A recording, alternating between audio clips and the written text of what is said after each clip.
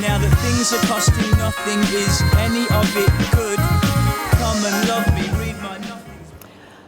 Hello, sorry about the title, I didn't make it up. I think I might be standing between you and a sunny shandy, so I'm going to try and go as quick as I can. But I'm very pleased to be here to be discussing a subject that I am very passionate about, which is building trust. So, I think this is brave of me as a starter. A Duran Duran haircut from 1994 when I joined TK Maxx, which was just before the first store opening in 1994. And yes, I have been at the same company, but not the same job, for well over 30 years. But I knew that the brilliant off-price model that our business is, which is brands and quality for less, would be a key attraction for me. I think TK Maxx is a brilliant concept, and it's universally appealing to all sorts of customers in all different climates. And now, 32 years on, we employ 45,000 people. We have 700 stores, 3 websites, TK Maxx and Homesense. And I hope some people in the room today, even if it's just your pants, have got a little TK Maxx treasure on. But we're lucky to have healthy like-for-likes and plenty of new shoppers at the top of the funnel and looking after those who already love us.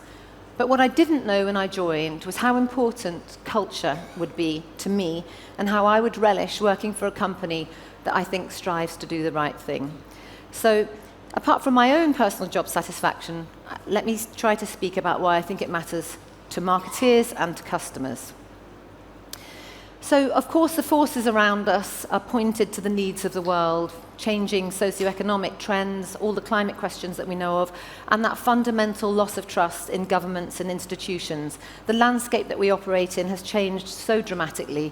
And then on top of that, you have customers grappling with all the challenges in their own lives, as well as these social and planetary challenges, and faced with greater choice than ever before. And maybe there are some skeptics in the room who are stuck with what I consider to be a little old-fashioned Milton Friedman 1970s view of business, which is that we're only here to make money by bringing customers what they need. But I believe that customers want more. They want what they need, but they also want to believe in the companies and brands that they're buying from. So everybody in the room, no doubt, talks about purpose, about trust, about impact for good, about social enterprise. You probably all get the same emails that I do and read the same papers. And of course, business has had a range of responses. So we have those that we know. I've just chosen 3 examples that I like. So let's say Unilever with Real Beauty, who have gathered themselves around a positive pursuit. All those that are actually born out of a purpose-driven existence, like Patagonia or Pucker.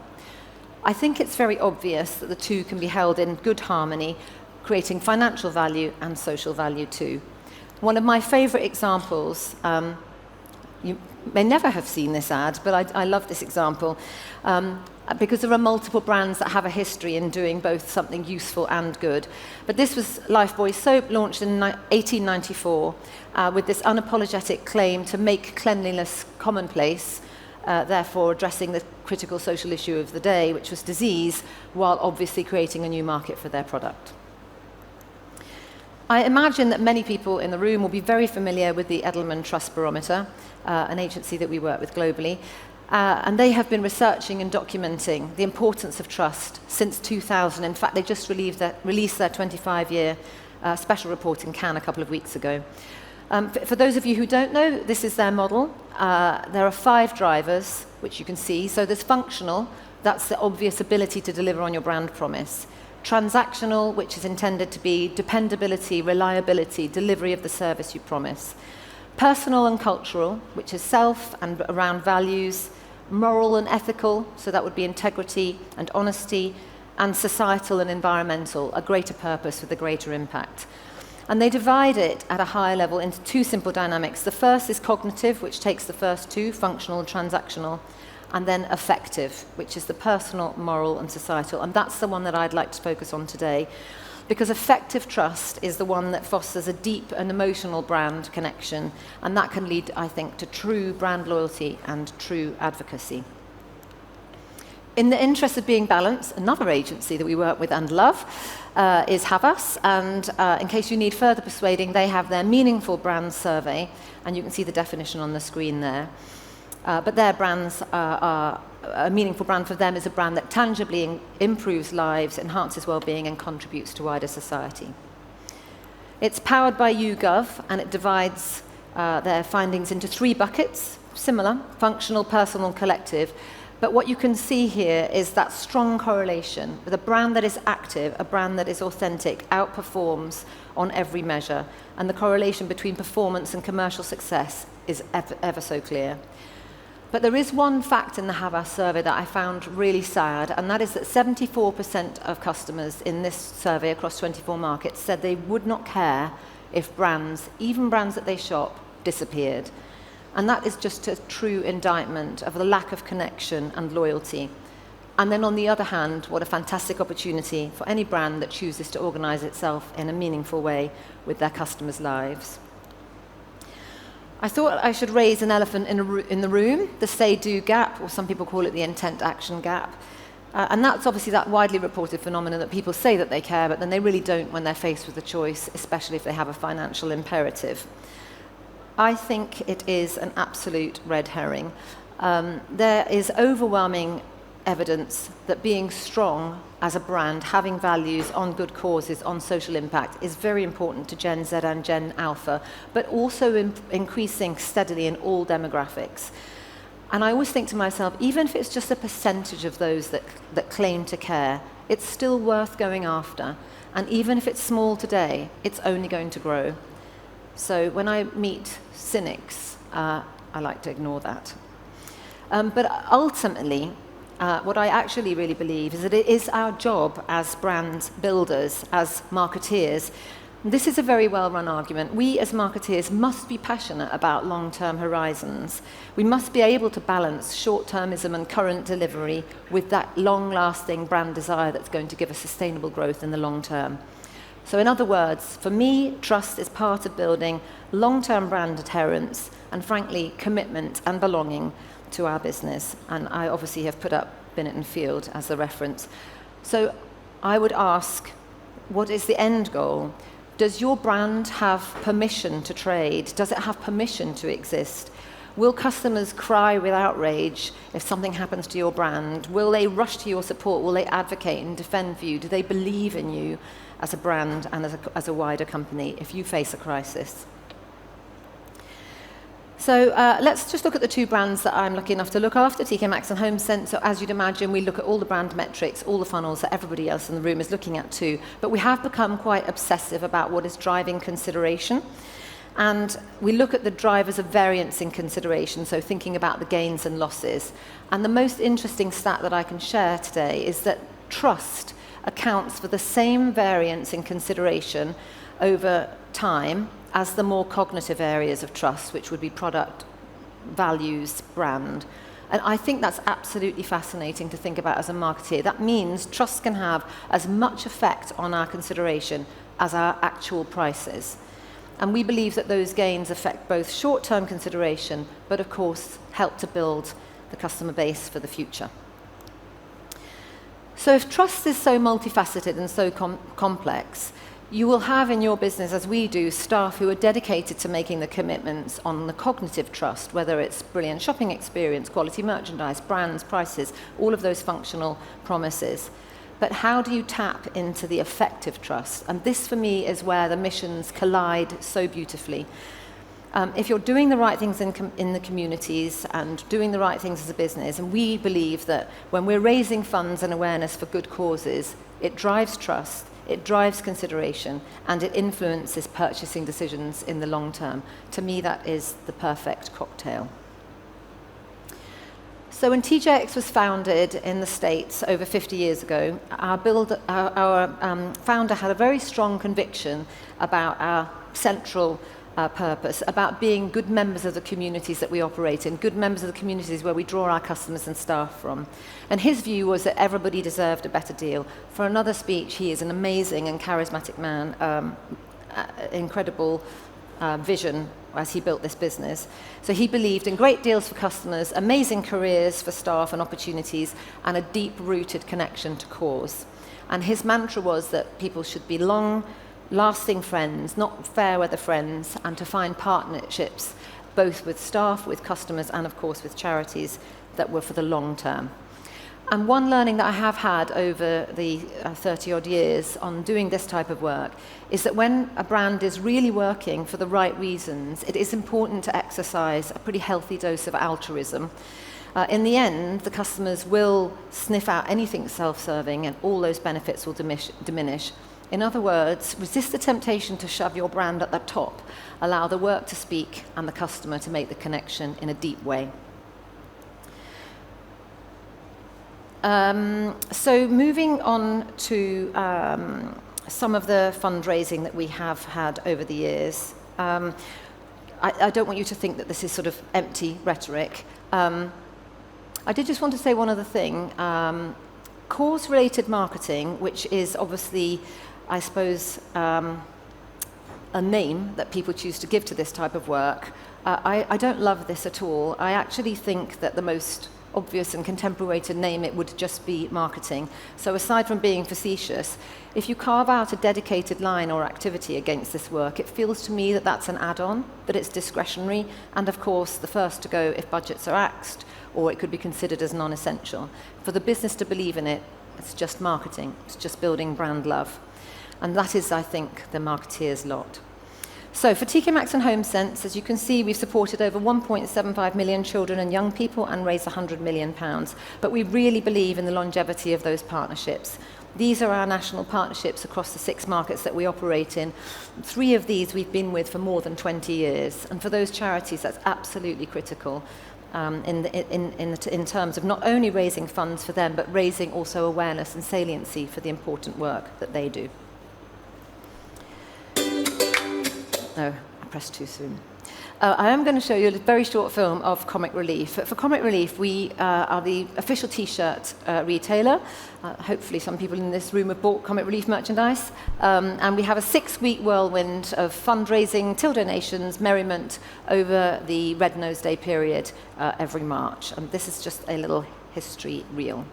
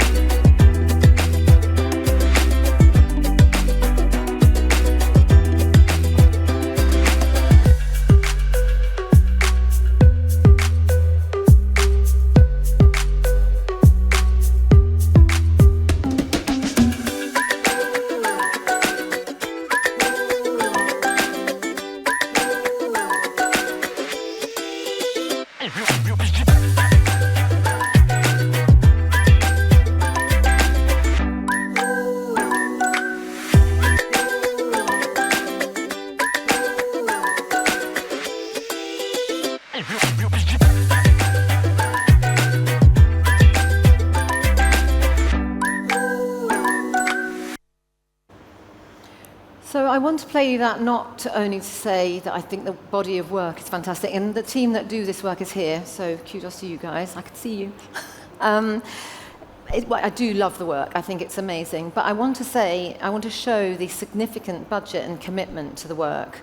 In fact, I think in the first year that we did Red Nose Day, I very recklessly spent almost half of the annual budget in 6 weeks. which no one stopped me, so that was good. And I'm still here to tell the tale. But it still is a really significant part of our marketing plan. It's not a little aside, and that's the level of commitment that I think our customers see and believe in. And from a commercial point of view, this campaign drives traffic to our stores, it attracts new shoppers into the brand, it keeps existing shoppers engaged, all the while building that loyalty and trust.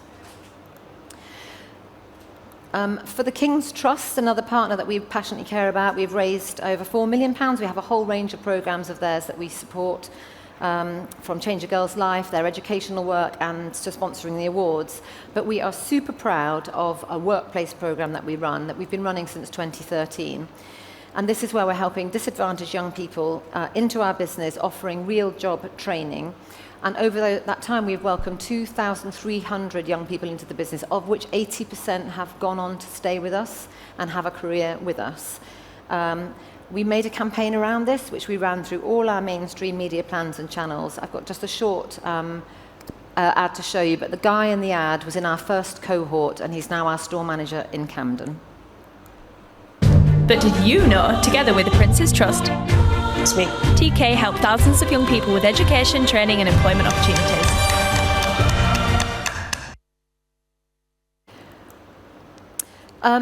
In 2010, we launched a very special program of our own. We wanted to create something from inception to conclusion that we felt had really deep impact. We researched with a lot of charities, and we decided to work on the ground in 11 hard-to-reach villages in the western part of Uganda on the border with Rwanda that had been terribly impacted by war and drought. And we started off with school projects and teachers' housing, and it was a vast improvement. We added water towers, and schools became very vibrant. But then we launched this trade program, which is really intended to help drive economic wealth. It has a focus on coffee, chocolate, cotton and crafts. We have a whole range of work, from agronomic training to bookkeeping to setting up cooperatives. And it has empowered the women particularly as income earners and enabled children to stay in education for longer. And we've supported over 7,000 families. In terms of putting it in front of our customers, we have put our money where our mouth is. We buy these products, we market them in order to create sustainable and reliable revenue for the communities. Now they're selling to other people beyond TK Maxx and Homesense.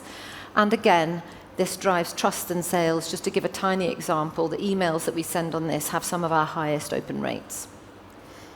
And just because it's a joyous thing, after 15 years, we complete the program with this final step. We've built a trading centre for them, which will be a place for where the communities there will store, sell and promote their products long after we're gone. And finally, I wanted to share 2 local examples. Again, putting something in our customers' minds every time they visit our stores. It's a long-standing clothing collection program. It's called Give Up Clothes for Good. As you can see, in the UK, it's for cancer research. In Ireland, it's for a brilliant charity called Enable Ireland. And this is just a range of the marketing, the in-store presence. You can see social and earned, continuous, ongoing presence in store with annual marketing campaigns to encourage customers to clear out their wardrobes, generate revenue through pre-loved products, but all the while building trust and confidence with our shoppers.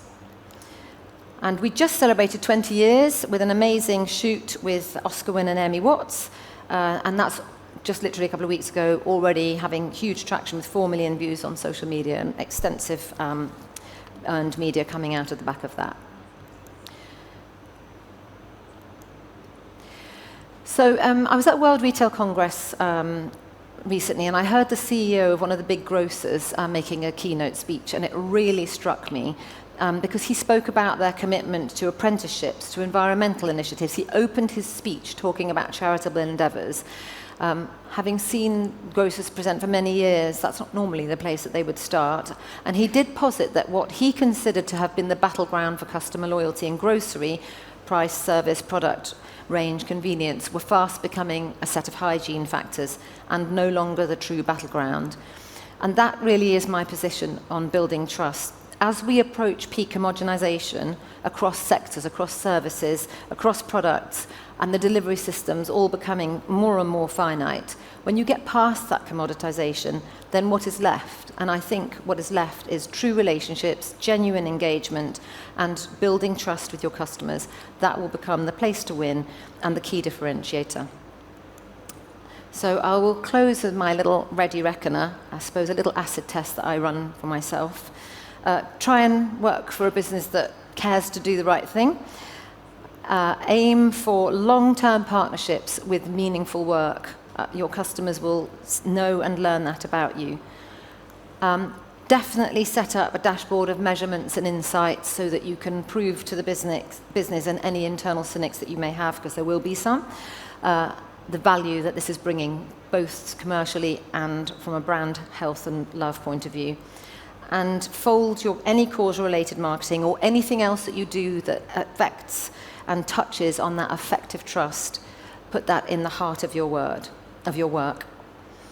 And a very strong trend that we're all reading about and that came out of Cannes a couple of weeks ago was really about providing customers with joy and optimism in these choppy times that we live. And I do believe that a brand that builds trust and deep connections will reap the dividends. It will become beloved and cherished by consumers and create long and lasting brand power and also sustainable commercial success. Thank you. Trust me, so much stuff from many people. The future is not